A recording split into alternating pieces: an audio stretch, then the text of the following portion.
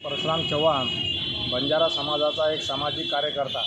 मी बंजारा समाज यांना आवाहन करतो की दगडपारवा येथे क्रीडा संकुल याला वसंतरावजी नाईक यांचे नाव देण्याकरता बरेच दिवसापासून मागणी आहे। त्याकरता विविध आंदोलन झालेली आहे। एवढेच नाही तर आंदोलनादरम्यान वसंतराव नाईकाचे फोटो असलेले बोर्डसुद्धा पोलीस स्टेशनमध्ये जप्त आहेत। आदरणीय आमदार हरीशजी पिंपळे साहेब यांनी 2 दिवसापूर्वी आपल्या कार्यकर्त्याला स्टेटस लावा आणि बातमीसुद्धा प्रकाशित केलेली आहे की बाकी आम्ही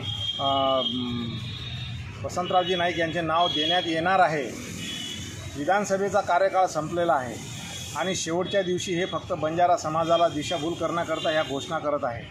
जर त्यांनी 5 तारखेपर्यंत जर ते त्या वसंतराव नाईकांचं यांचं त्या क्रीडा संकुलात नाव दिलं नाही तर 5 तारखेला देशाचे पंतप्रधान आदरणीय नरेंद्र मोदी साहेब यांची सभा आहे। त्या सभेला कोणत्याही बंजारा समाजाचा घटक जाणार नाही असे मी बंजारा समाजाला आवाहन करणार आहे।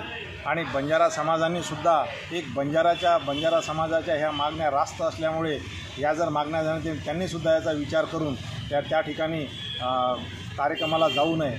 तसेच आज अजून पुन्हा एक दुसरी घटना मी या ठिकाणी सांगू इच्छितो की वसंतरावजी नाईक यांचा पुतळा शहरामध्ये आहे। त्यामध्ये त्यांच्या मुख्य भागावर वसंतराव नाईक यांचा फोटो होता आणि वसंतराव नाईक वाटिका असे नाव लिहिण्यात आले होते, परंतु ते नाव काढून त्या ठिकाणी एक क्रीडापटू यांचे बोर्ड लावण्यात आले आहे। अशा प्रकारे बंजारा समाजाची या सरकारमध्ये अवहेलना चालू आहे।